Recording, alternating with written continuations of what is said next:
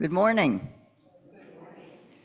We are here today to celebrate Silicon Valley Pride Sunday and the creativity expressed in the fabric arts that you see all around you in the sanctuary today. We send our blessings to those marching in the Pride Parade, and for those of us here, we celebrate the wholeness and inherent worth and dignity of the LGBTQ+ community. The five of us gathered here in our sewing circle will be sharing how the practice of the fabric arts teaches us important life lessons. We hope that hearing our stories will resonate with you and that you will be able to share some of your own experiences during the time for sharing. Stitched together in community, let us worship together. And I forgot to ring the bell, so let me do that now.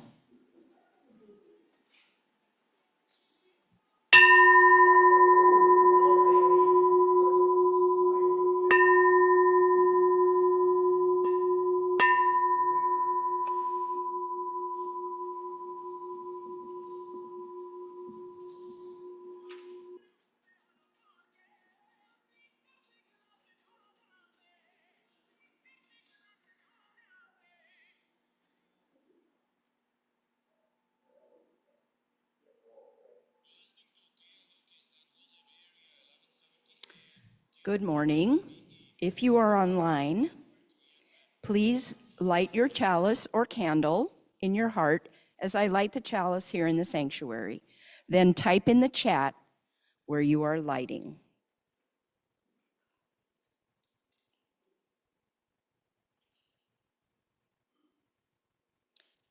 We light this chalice for the warmth of love, the light of truth, and the energy of service.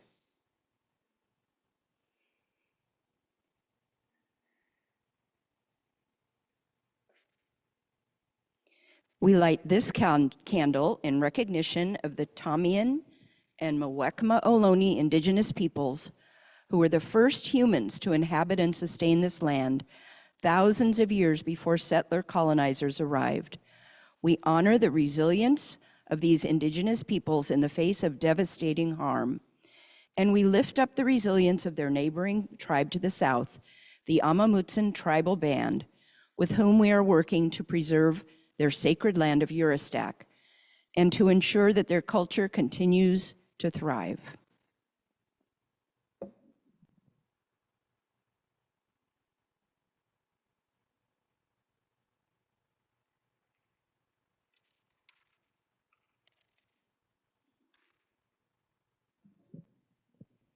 Please stand as you are willing and able, and join me in saying the affirmation of this congregation. You'll find it on the screen and on the order of service. It is also inscribed in many of our hearts. We say it in English and in Spanish as a symbol of the many languages spoken in this community and beyond, the many languages of the heart. Love is the doctrine of this church. The quest of truth is its sacrament, and service is its prayer. To dwell together in peace, to seek truth in freedom, to serve humankind in fellowship, to the end that all souls may grow into harmony with the divine. This do we covenant with one another. El amor es la doctrina de esta iglesia. La búsqueda de la verdad es su sacramento, y el servicio es su oración. Habitar juntos en paz, buscar la verdad con libertad y servir a la humanidad juntos, con el fin de que todas las almas puedan crecer en armonía con lo divino. Esto es lo que pactamos unos con otros.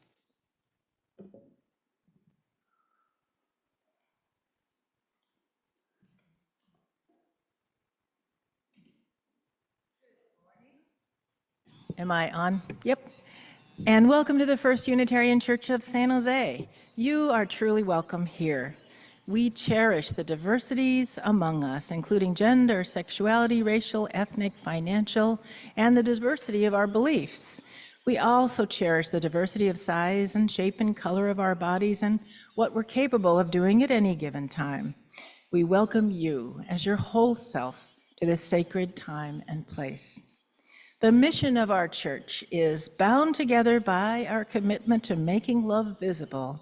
We gather to deepen our spirits, to work for justice, and to create one sacred family. If you are new here, please reach out and talk with any of us. We'd love to chat with you. We value your presence. I am Jan Theiss-Guffey. My pronouns are she and her. I'm a white woman with long white hair, and today I'm wearing a green top and black pants. For me, this church is a place of community, love, and growth, where we can combine our strength to make love visible and to work for justice together. We also and always want to thank all the volunteers and staff who made today's service possible. And we'll now wave to our friends joining us on Zoom. So in a minute, the friends on Zoom will appear, and we'll keep waving. And they turn the camera so friends on Zoom can see the beautiful quilts that are hanging in the sanctuary there. So now we can wave. I see a little person waving right there. All right. And then we'll see the friends that are on Zoom in just a sec. All righty. Someone's even clapping, I think. We got some good wavers here. There we are. Yay. Hello, friends on Zoom.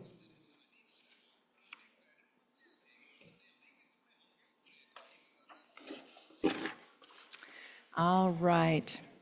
Join us for some coffee or tea or a snack after the service, right through those double doors to my left.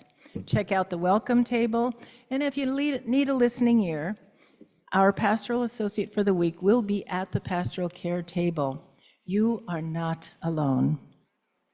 And if the Zoom host can display the pastoral associate of the week slide, then you can get some information about how to access our pastoral associate caregivers anytime during the week at pastoralassociates@sanjoseuu.org. And if you'd like to see all the life-affirming and fun things we're doing, email the office at office@sanjoseuu.org, and our office administrator will get you on the weekly e-blast. This is an all-ages service. The nursery is open for infants and toddlers, and we are inviting the children to stay in the service with us. On the back of your order of service are listed a whole lot of things. Couple I'll highlight. The downstairs bathrooms are being renovated, but there is an accessible all-gender restroom on this floor. Next Sunday, September 7th, bikes will be zooming along the streets very near us as Viva Calle San Jose is happening. It looks like the street right in front of us will not be available for cars. Check out the website at vivacallesj.org. And right now, a whole bunch of us are marching in San Jose's 50th Pride Parade, right close to us on Market Street. We send them our love and our wishes for happy feet. Then others of us are helping out at the Interfaith Pride booth. Check out the whole thing after the service and support the Pride Festival.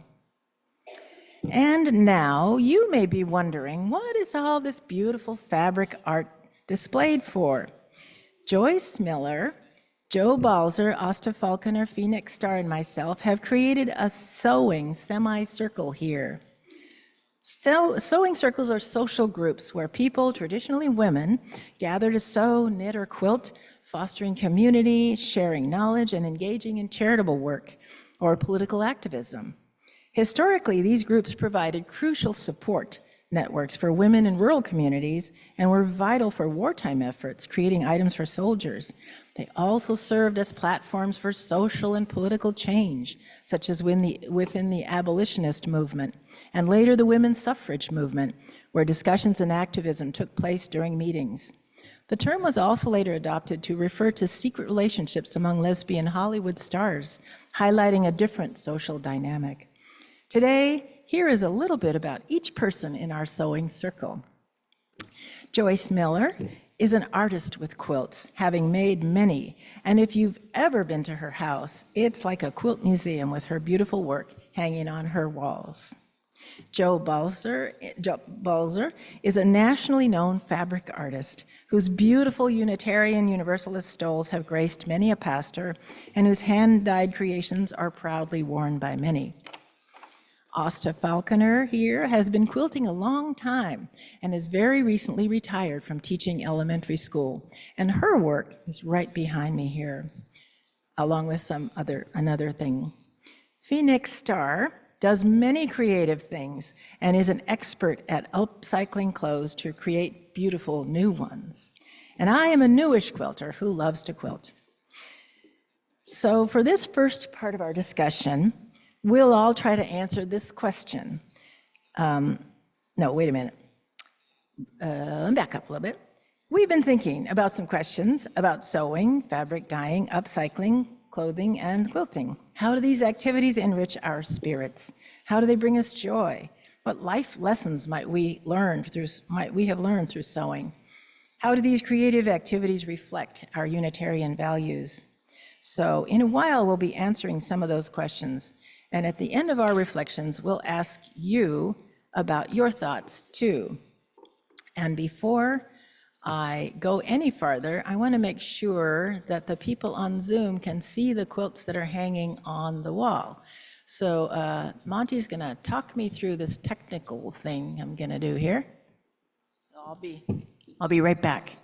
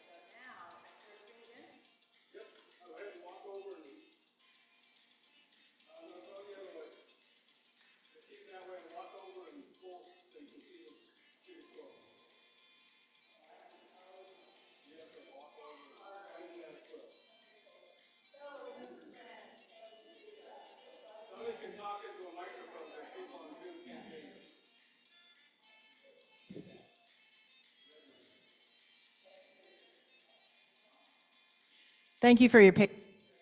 So this is a quilt, an old quilt, I believe, brought in by Jo. That her grandmother made. It's just gorgeous, of course. And this quilt is by Austa Falconer.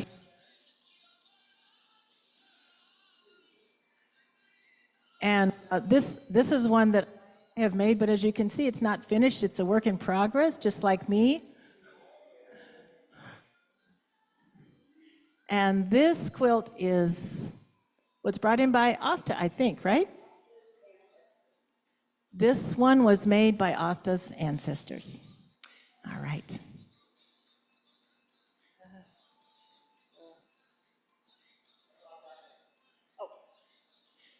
The one that's in back of the screen also was made by Austa. Oh yeah. So these quilts that you can see, I believe, if you're on Zoom, is the stop share. Okay, hold on.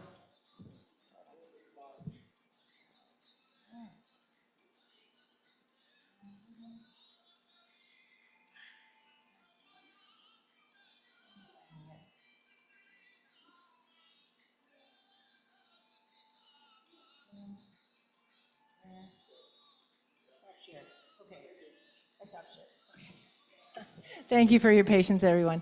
So I just want to point out these quilts are caring quilts, and you might recognize some of the names on here, some of friends who have passed away who've made these squares for the caring quilts for people that are undergoing operations. We've used them in the past for people that are sick or undergoing operations. And these quilts here too are caring quilts, I think. So you might want to take a look at those after the service if you can. All righty.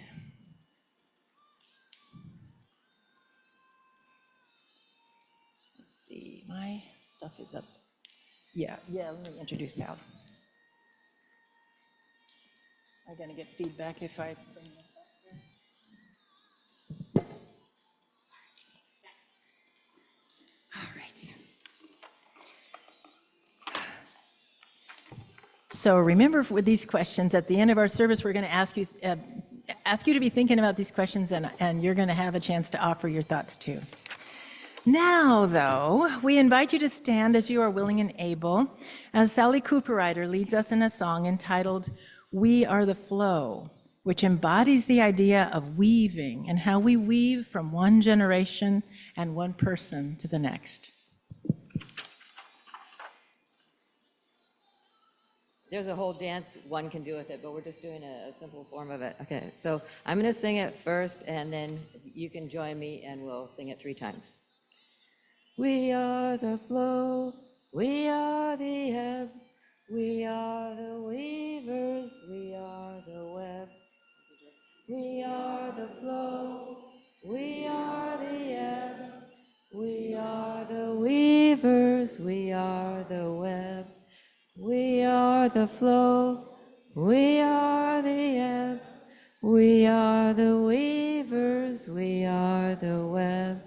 We are the flow, we are the ebb, we are the weavers, we are the web. And now, anyone who is young or nimble of knee can join us on the labyrinth for the story for all ages.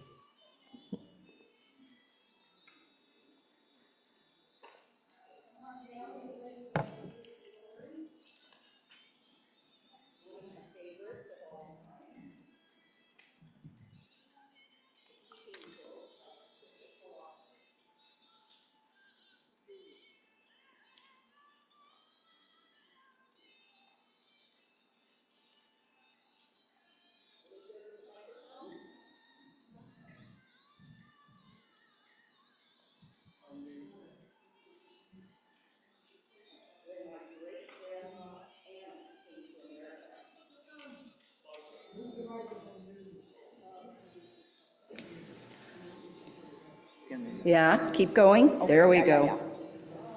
She wore the same thick coat and big boots she had worn for farm work. But her family weren't dirt farmers anymore. In New York City, her father's work was hauling things on a wagon, and the rest of the family made artificial flowers all day. Everyone was in a hurry, and it was so crowded, not like in back home Russia, but all the same, it was their home, and most of their neighbors were just like them. When Anna went to school, English sounded to her like pebbles dropping into shallow water. Shh, shh, shh. In 6 months, she was speaking English. Her parents almost never learned, so she spoke English for them too. The only things she had left of back home Russia were her dress and the babushka she liked to throw up in the air when she was dancing. And her dress was getting too small. After her mother had sewn her a new one, she took her old dress and babushka. Then from a basket of old clothes, she took Uncle Vladimir's shirt, Aunt Havala's nightdress, and an apron of Aunt Natasha's. "We will make a quilt to help us always remember home," Anna's mother said. "It will be like having the family in back home Russia dance around us at night."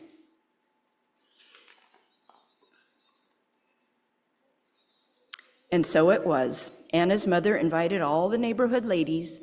They cut out animals and flowers from the scraps of clothing. Anna kept the needles threaded and handed them to the ladies as they needed them. The border of the quilt was made of Anna's babushka. That's the red part. On Friday nights, Anna's mother would say prayers that started the Sabbath. The family ate challah and chicken soup. The quilt was the tablecloth. Anna grew up and fell in love with great-grandpa Sasha. To show he wanted to be her husband, he gave Anna a gold coin, a dried flower, and a piece of rock salt, all tied into a linen handkerchief. The gold was for wealth, the flower for love, and the salt so their lives would have flavor. She accepted the hanky. They were engaged. Under the wedding huppah, Anna and Sasha promised each other love and understanding. After the wedding, the men and women celebrated separately. When my grandma Carly was born, Anna wrapped her daughter in the quilt to welcome her warmly into the world. Carly was given a gift of gold, flour, salt, and bread. Gold, so she would never know poverty. A flower, so she would always know love.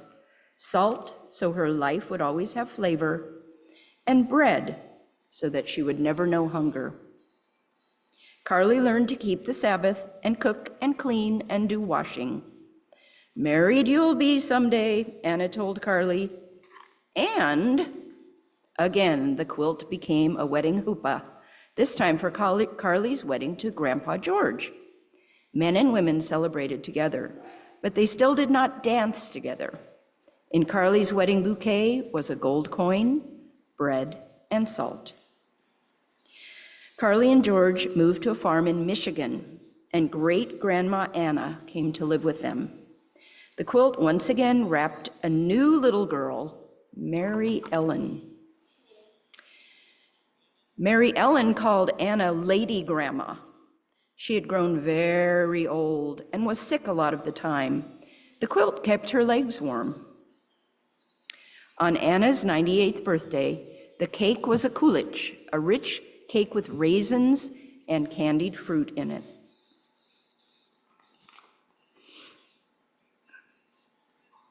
When great-grandma Anna died, prayers were said to lift her soul to heaven.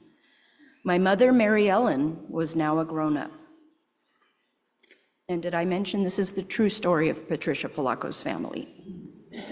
When Mary Ellen left home, she took the quilt with her. When she became a bride, the quilt became her huppah. For the first time, friends who were not Jews came to the wedding. My mother wore a suit, but in her bouquet were gold, bread, and salt. The quilt welcomed me, Patricia, into the world. And it was the tablecloth for my first birthday party. At night, I would trace my fingers around the edges of each animal on the quilt before I went to sleep. I told my mother stories about the animals on the quilt. She told me whose sleeve had made the horse, whose apron had made the chicken, whose dress had made the flowers, and whose babushka went around the edge of the quilt. The quilt was a pretend cape when I was in the bull ring, or sometimes a tent in the steaming Amazon jungle. At my wedding to Enzo Mario, men and women danced together. In my bouquet were gold, bread, and salt, and a sprinkle of wine, so I would always know laughter. 20 years ago, I held Tracy Denise in the quilt for the first time. Someday she too will leave home, and she will take the quilt with her. And I've actually seen the real quilt. Today, we're inviting all the children to stay in the service with us. The nursery is open downstairs for infants and toddlers with loving caregivers ready. All right. Make sure I've got everything right here. Oh, offer choice next. Okay. What's it?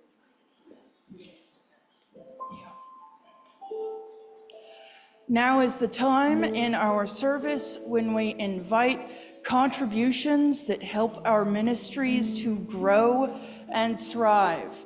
Please pay online at sanjoseuu.org/donate to make your offering with a credit card or through PayPal. We pick fruit from trees we did not plant.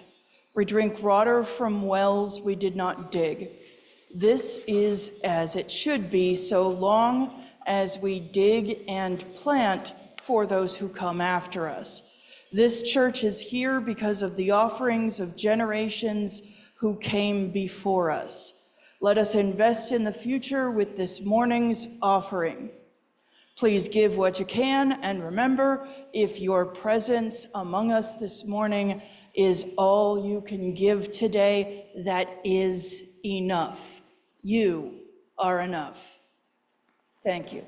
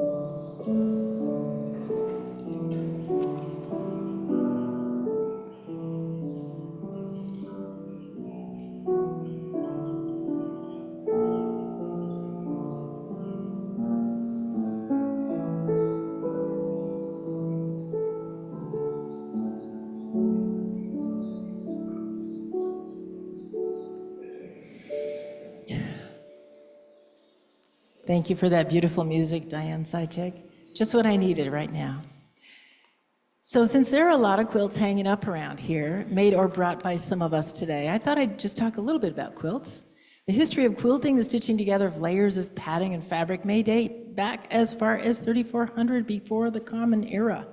For much of its history, quilting was primarily a practical technique to provide physical protection and insulation. However, decorative elements were often always present, and many quilts are now primarily art pieces. Quilting appears on more than just art quilts. It's found on clothing, jackets in particular. The oldest surviving example of a quilted piece is a linen carpet found in a Mongolian cave dated to between 100 before the Common Era and 200 CE. Quilts were said to have been hung on the clotheslines of safe houses for the Underground Railroad when enslaved peoples were escaping from their concentration camps. The AIDS quilt was the brilliant brainchild of Cleve Jones. And if you can show that AIDS quilt, I think I've got a slide in there for that. The NAMES Project AIDS Memorial Quilt is the world's largest community arts project, a massive 54-ton tapestry of over 50,000 sewn panels, honoring more than 110,000 individuals lost to AIDS. And it was conceived by Cleve Jones in 1987 to document lives and raise awareness. Under the stewardship of the National AIDS Memorial, the quilt serves as a living memorial and educational tool, allowing people to search for loved ones and learn more about the epidemic's impact through its interactive website and physical displays. Quilts comfort everyone from babies to adults. Quilts memorialize weddings, graduations, and new babies. And we have several examples here of our caring quilts, as I showed earlier. And now to our first question, which all of our sewists or fabric artists will answer. What do I most enjoy about sewing? What do I enjoy about sewing and quilting? I can't really choose one part that I like the best. There are things I like about the whole process of making a quilt and things I don't like. I love finding designs. Just looking at the huge number of patterns, old and new, that are available is thrilling. That gets my creativity stirring. Being in a fabric store is an inspiration. The colors make me happy. The fabrics, notions, gadgets, kits, and sewing doodads are all tempting. Many of the gadgets are absolutely unnecessary, but they're marketed in a way to make sewists think our lives will be much easier if we just buy that one genius invention. I'm often looking for fabric for a specific purpose, a baby quilt, a class on a new technique, or a pattern that just caught my eye. Once the fabric is purchased and the quilt design chosen, the work begins. I'm a lazy quilter and get in sessions of about an hour or two at a time. First, we measure, cut, and start assembling. I do love to see the straight seams and the matching corners. I usually have 60s and 70s folk music playing in the background. Lots of Joan Baez, Beach Boys, and Peter, Paul, and Mary. As the small pieces are joined together to make blocks, rows, and quilt tops, the beauty of the geometry and the colors working together emerge. I love to step back and appreciate the squares, rectangles, triangles, and all the shapes and colors making the magic happen. The quilt top is assembled into a sandwich with the batting in the back. I used to do more hand quilting, but now more often do machine quilting, or if it's a large quilt, take it to a long arm quilter. I love to hand sew the binding around the outside of the quilt. Like crocheting, it is a meditative motion, and I really enjoy it. My mother's people were quilters in San Diego in the 1920s and 1930s. We have many of their quilts, and I wish I knew exactly who made which one. This is one of my great-aunt Austa's quilts made with I don't know who. I was raised with those vintage quilts as part of our daily lives, and I'm so thankful for this creative outlet in my DNA.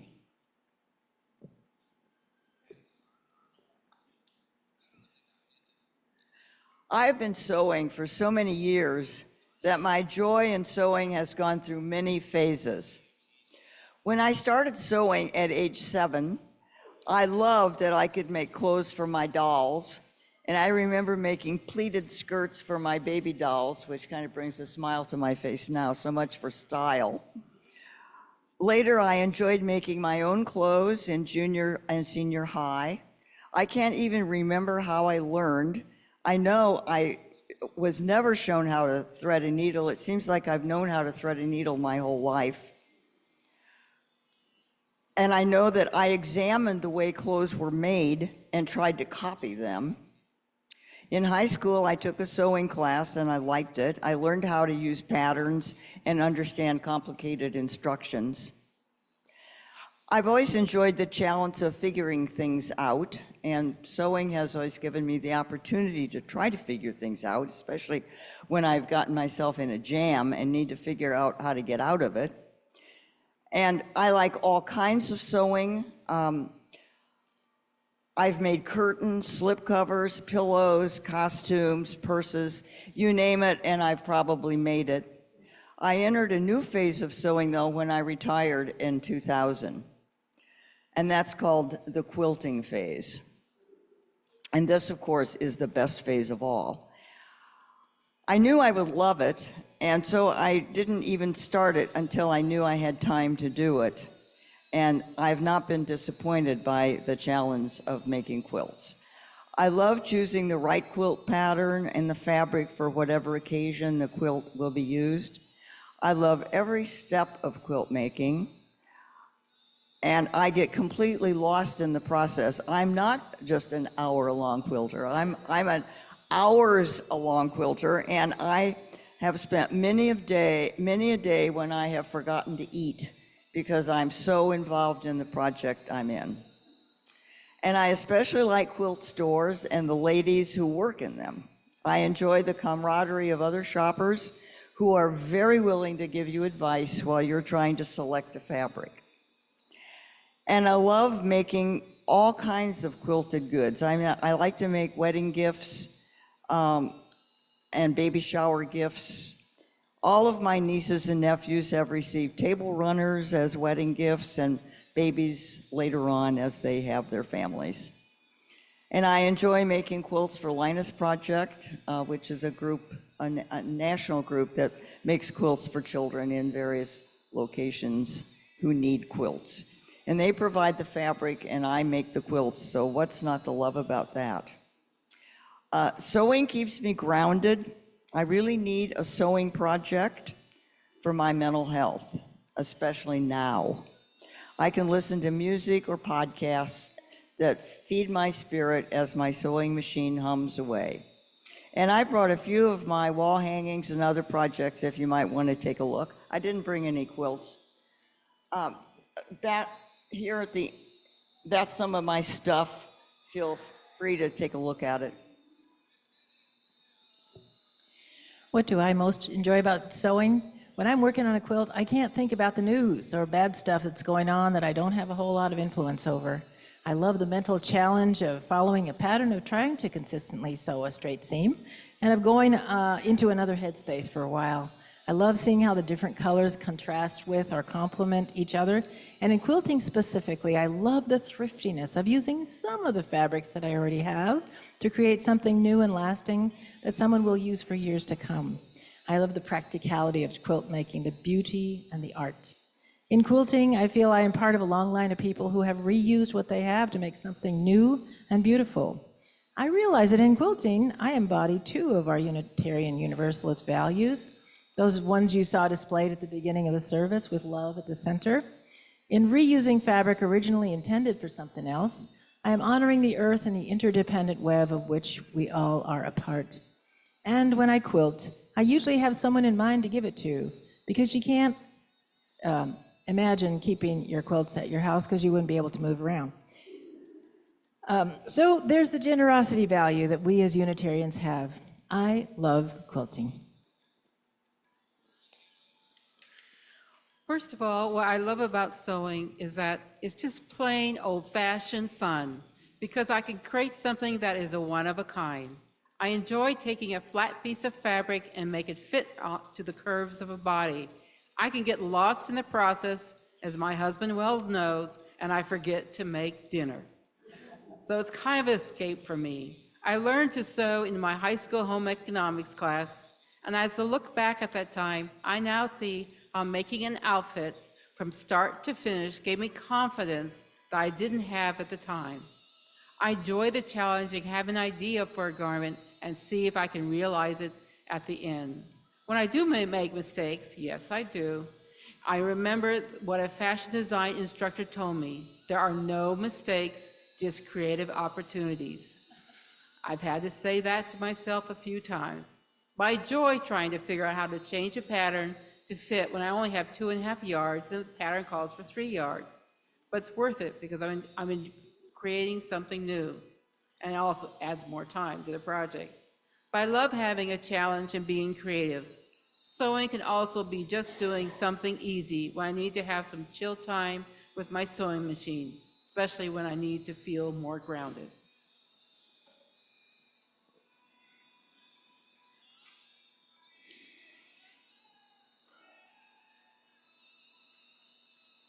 You usually have a vision for the finished product before you start, and it's incredibly uncommon that it actually comes out looking exactly like your vision.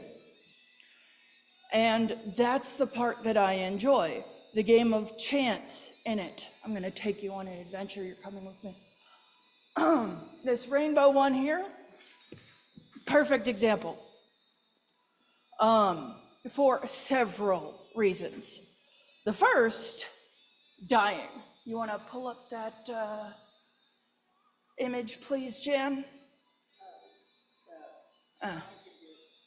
I'd never dyed something before, much less used a dye for synthetic fibers, since this is mostly spandex.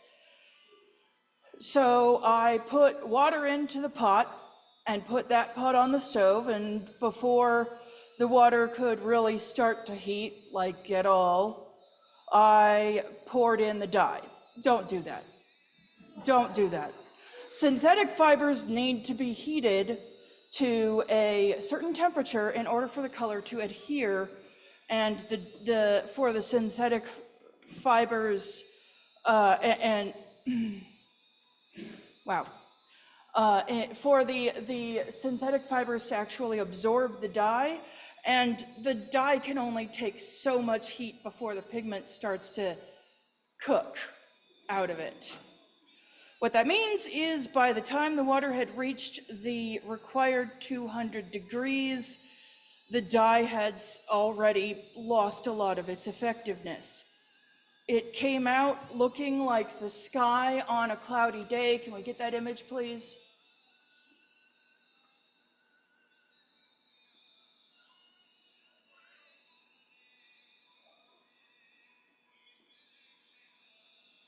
Thank you. Not the deep indigo that I desired, which told me that I needed to stir it more to prevent the fabric from bunching up in the pot, creating the darker lines, the contouring of the clouds, to reference the previous metaphor. So I decided to try again, adding the dye to hot water and stirring a lot more. With those two tiny changes, it came out looking so much better. The deep indigo that I wanted, and because of the frequent stirring, minimal lines, minimal darker lines, so the color was much more even.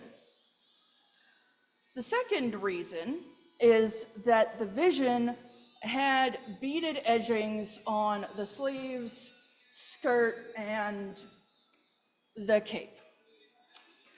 It was also supposed to have a beaded pentacle in the center of the cape.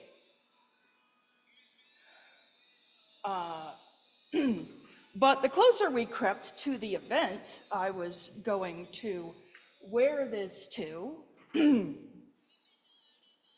the more I realized that I just did not have the time, especially since it was one of 4 outfits I'd be wearing to that event, and only one of them could be called done by any definition. It didn't become its vision, and that's okay. I had a deadline and the beads didn't work with it, so we moved past them. Another reason why this is the perfect example of making a plan and things going not that way is I just didn't attach the cape very well. People were stepping on it throughout the day, and I could hear my hand stitching on the back, snapping stitch by stitch every time someone stepped on it. I give myself grace now because this was my very first piece. I didn't know much yet, I was learning. That doesn't stop it from being a little or a lot funny that so many things went off the flight path on a single project. But I choose to love those in those moments rather than be angry about them, and that's what's important. You'll have a vision for a thing, and it's honestly pretty rare that you'll hit the exact mark. Usually, you either surpass your own expectations in really fun ways, or you fall a bit flat. But that's the fun part. You never know what you're actually going to get. But I have never, not once, made something that was completely unwearable, so no matter the result, I'm already winning.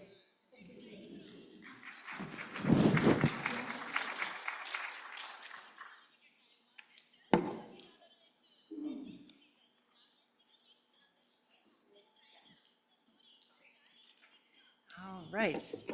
So our next song is called One More Step. And in 1986, Canadian songwriter Joyce wrote a simple lyrical refrain for a peace rally in Vancouver.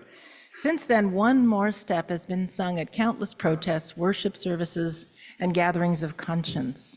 We chose this song to honor those pride marchers out there and to remind ourselves that in these terrible times, when our democracy is under siege and our values are being trampled by our government, it is good to remember that we need only take one more step forward to do whatever we can to resist and to proclaim our values loud and proud.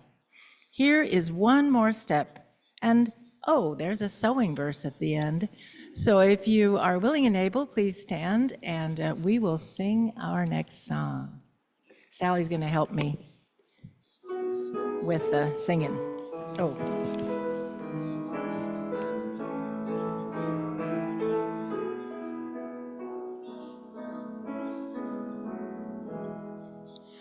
One more step, we will take one more step till there is peace for us, and everyone will take one more step. One more word, we will say one more word till every word is heard by everyone. We'll say one more word, one more prayer. We will say one more prayer till every prayer is shared by everyone. We'll say one more prayer, one more song. We will sing one more song till every song is sung by everyone. We'll say one more song. One more stitch, we will sew one more stitch till every stitch is sewn by everyone with the one more stitch.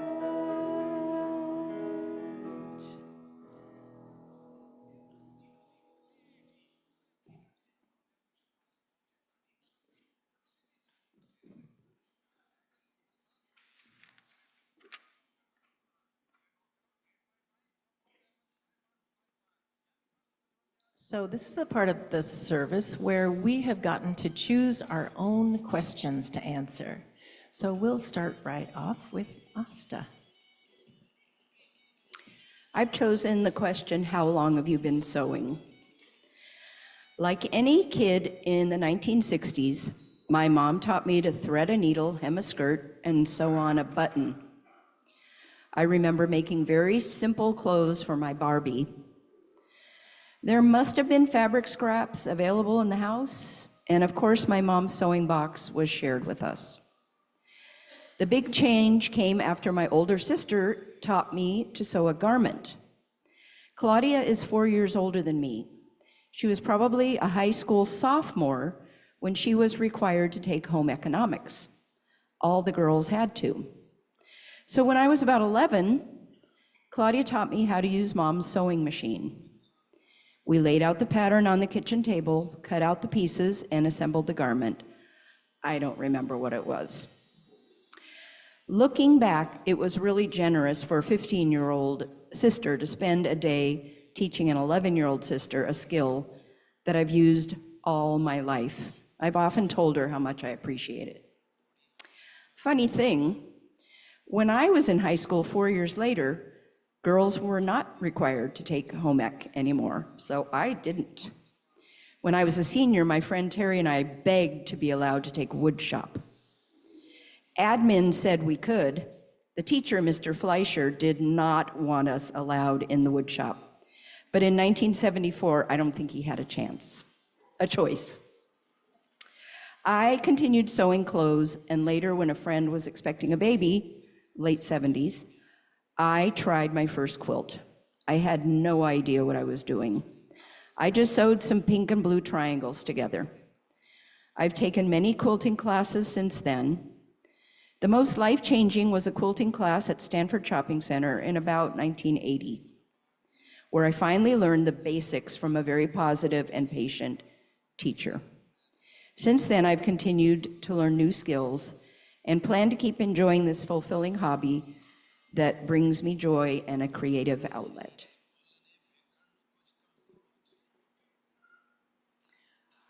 I chose to think about what lessons I have learned over the years of my sewing and primarily quilting. One of the things that I think that struck me was that a quilt actually represents a whole community. And I think about it, the church community, you look at a quilt and you think, there's so many colors and sometimes many shapes, but it all goes together into a final pattern of a quilt. And in some ways, our church is a quilt. I mean, some are stars and some are triangles and some are squares and some are red and green and purple, but somehow it all gets together and becomes a beautiful community of people. And I think of quilting in that way. And I've always been very interested in the geometry of quilting. I mean, you think about, you can design a quilt. It's all a matter of, I mean, it's really not that hard. It's just a bunch of squares, circles, triangles, all put together into a final, it's all pretty simple when you start looking at the details of it. And you can create your own quilt just by using geometry. And I've had to go back to some pictures for me to understand what I was doing, but I think it's fun to do it that way. And other lessons I've learned are patience. It takes, I mean, you sit at your machine for hours putting little squares together that are going to become bigger and bigger, and it just takes patience and forbearance really to just do it, but I enjoy that, so it's not hard for me. And then, and also I've learned that all mistakes can be corrected. There's absolutely nothing that you can do that's fatal. I mean, there's always a fix. And I remember when I was making a quilt for someone and the corners, I don't know what happened, but it wasn't square. The corner was wrong, and I thought, I'm gonna have to rip this thing up. Then I thought, no, it was a quilt it was a zoo quilt, so I just cut out a monkey and appliqued the monkey over the bad part. It looked very cute. It looked like the monkey was peering down at the quilt. So there's always a way to figure out to get out of your problem. And then, of course, as I've gotten older, I've learned how to cut myself a little slack when I was a little more perfectionistic a few years ago, and now I realize that something is just good enough now. And I remember my mom telling me when I was sewing and not happy with my product, she says, "You'll never see it on a galloping horse." So I'm thinking, well, you'll never see it on a quilt. No one's going to find that except you. So I've given myself cut that slack. And then, of course, lately, this is what has been a little troubling for me. I'm finding, I've been sewing for 82 years, so I can cut myself a little slack.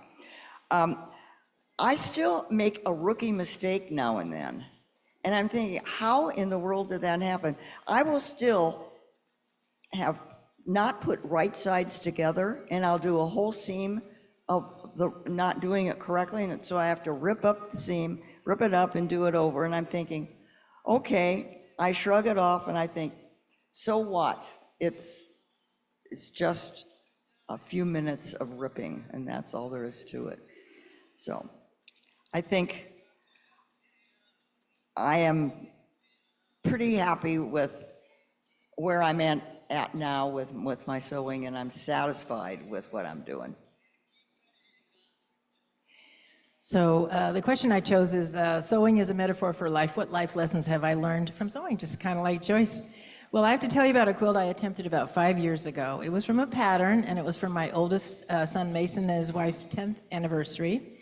They favor very modern, clean lines, black and white, in their design choices. So I purchased a pattern that had those elements. I blithely started in on the pattern with no input from any experienced quilter, but I thought to myself, what's so hard about that? I can read, right? Well, after I'd spent hours, probably days, trying to put it together, it was a hot mess. When I got it to the long arm quilter finally, they very kindly took it all apart and sewed the top back together before they quilted the fabric, the batting, and the backing all together.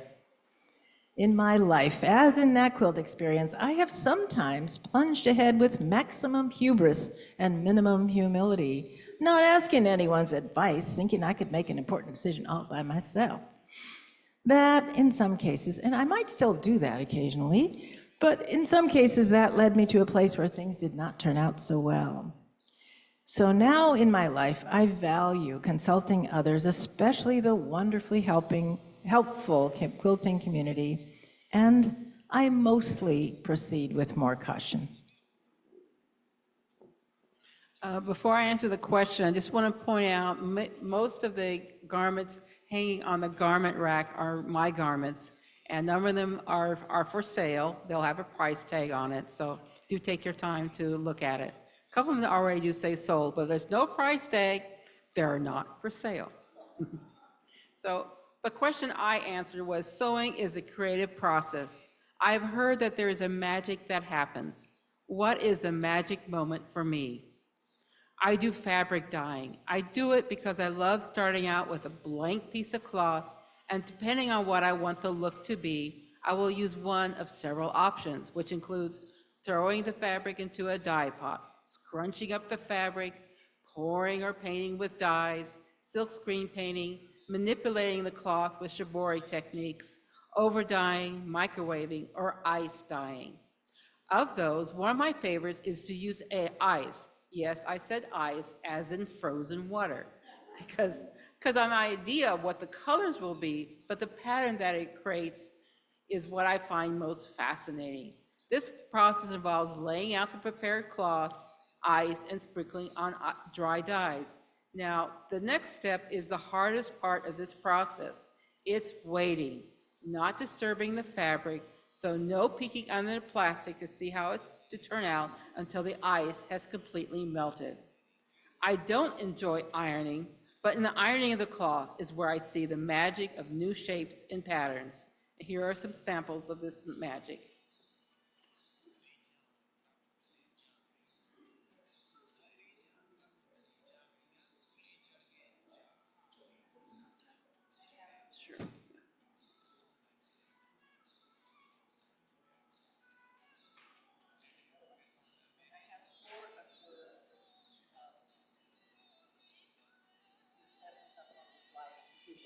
Thank you.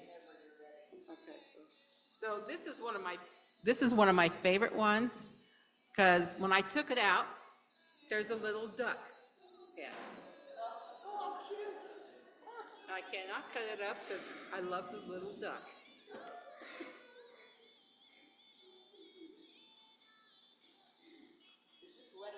Yeah, that's a lemon. Yeah. It probably was a linen cloth I just picked up. It was probably some linen that I had picked up from at a yard sale or something.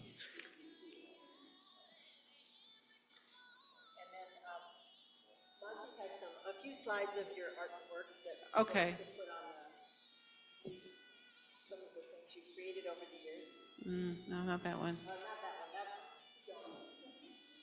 Okay, that's a jacket I made a while ago. That is a shibori technique that I used. It was, I clamped out the dies to get to it, and then I silk screened the chalices onto it. And let's go on to the next one. And the design of the jacket is original design. This is a nice dyed stole that I've made. It is reversible. I don't know if I don't know if the reversible got to it. Let's go on to the next one, please. And that's one of the capes that I've made. I got other capes similar to that up there. Is there another one? I think there's one more. And there's a jacket. And then that one just sold. That's it, right? Yeah, thank you.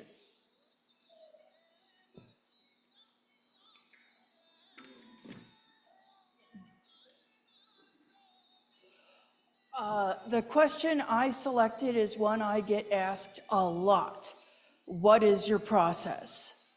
And it's not a simple question to answer because my process varies from project to project depending on the whims of the garment I am making. For instance, the dress I am currently wearing. I got my name legally changed last year and needed something to wear for that celebration.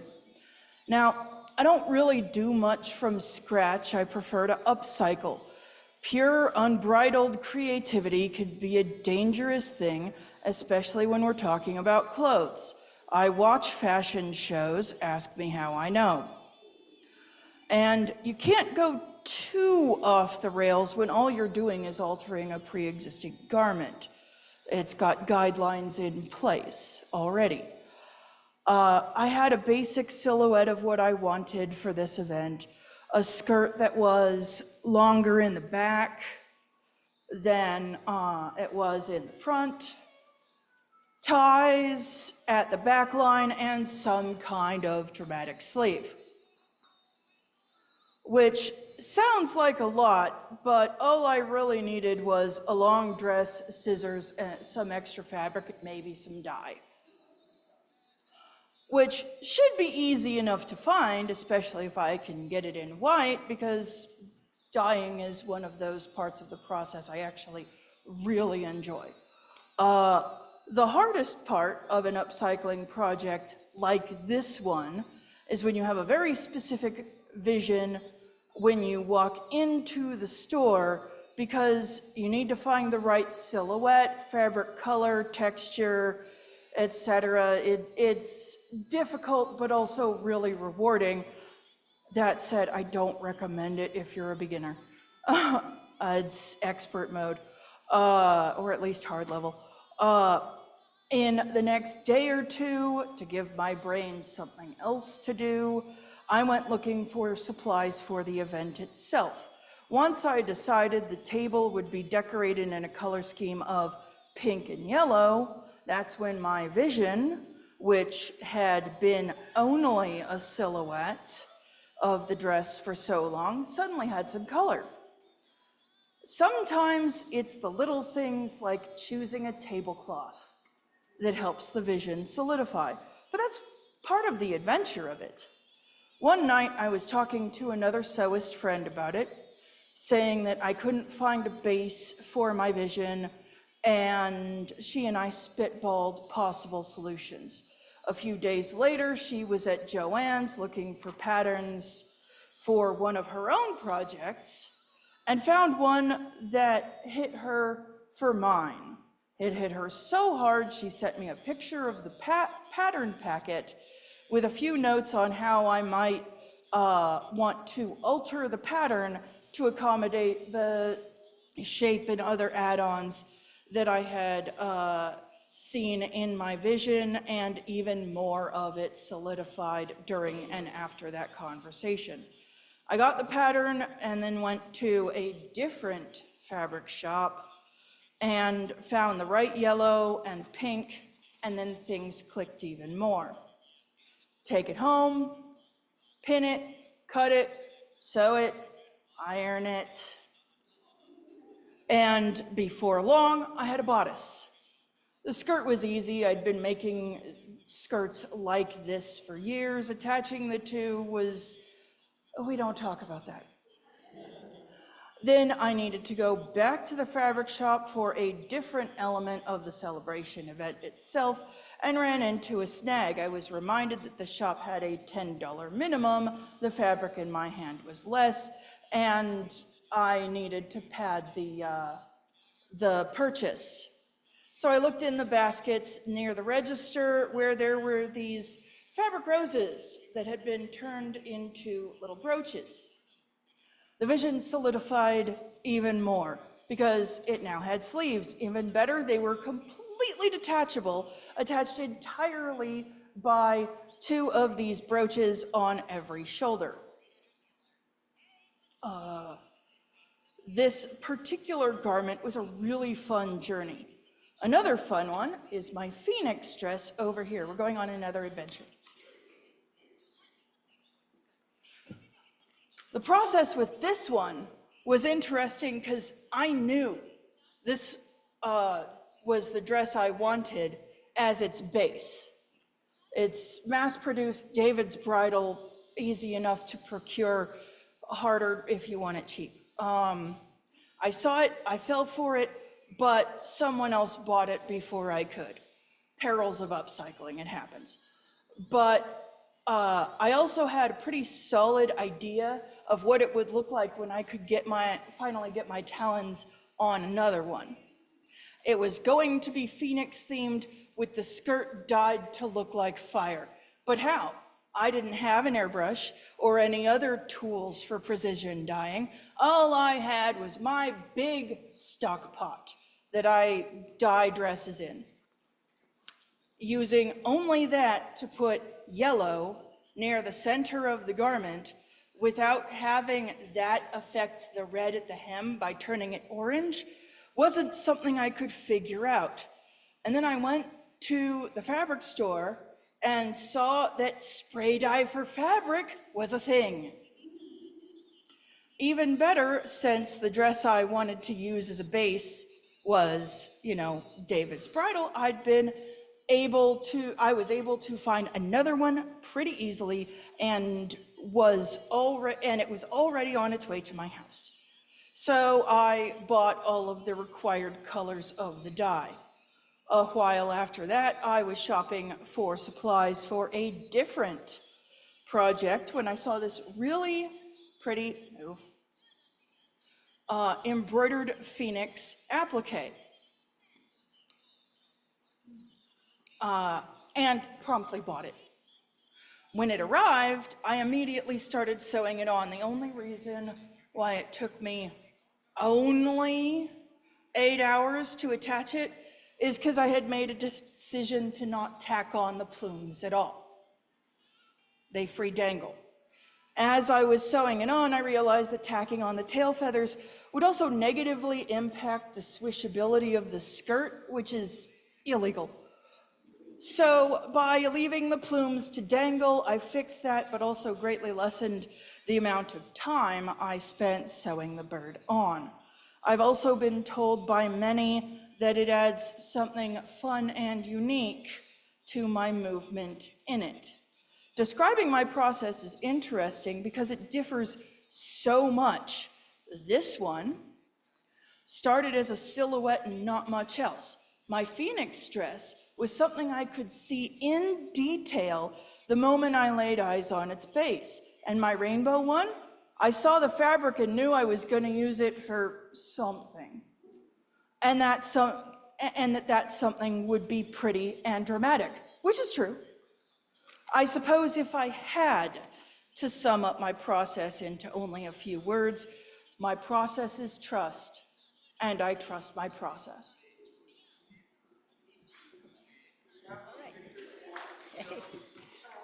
No, that was it. Well, yeah, there's two more after those first two. Yeah, there we go. There's be in San Francisco at Stowe Lake. Is that Stowe Lake? Yeah. No, we didn't go to the tea gardens for that.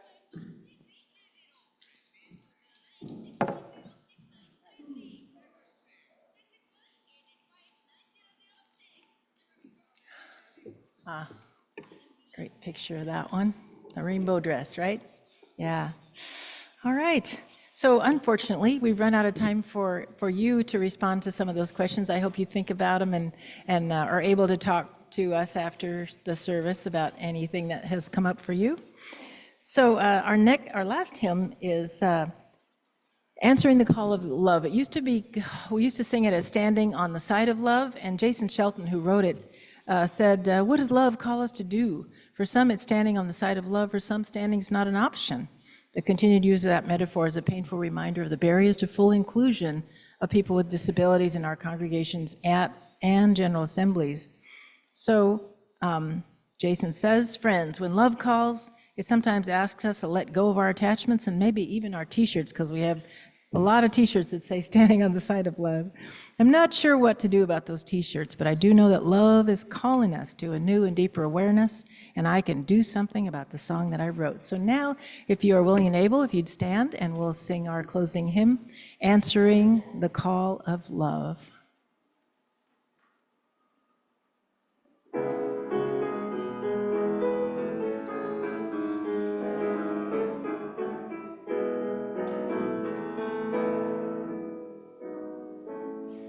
The promise of the Spirit, faith, love, and hope abide, and so every soul is blessed and made whole. The truth in our hearts is our guide. We are answering the call of love. Hands joined together as hearts beat as one, emboldened by faith, we dare to proclaim, we are answering the call of love. Sometimes we build a barrier to keep love tightly bound, corrupted by fear, unwilling to hear, denying the beauty we found. We are answering the call of love. Hands joined together as hearts beat as one, emboldened by faith, we dare to proclaim, we are answering the call of love. A bright new day is dawning, when love will not divide, reflections of grace in every embrace, fulfilling the vision divine. We are answering the call of love. Hands joined together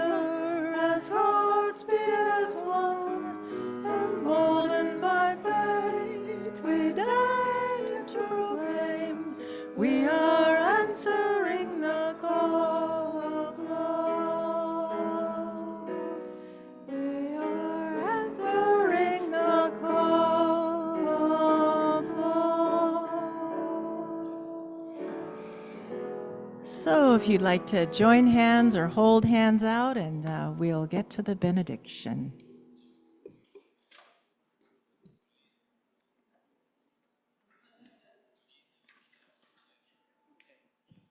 Please join hands. Thank you.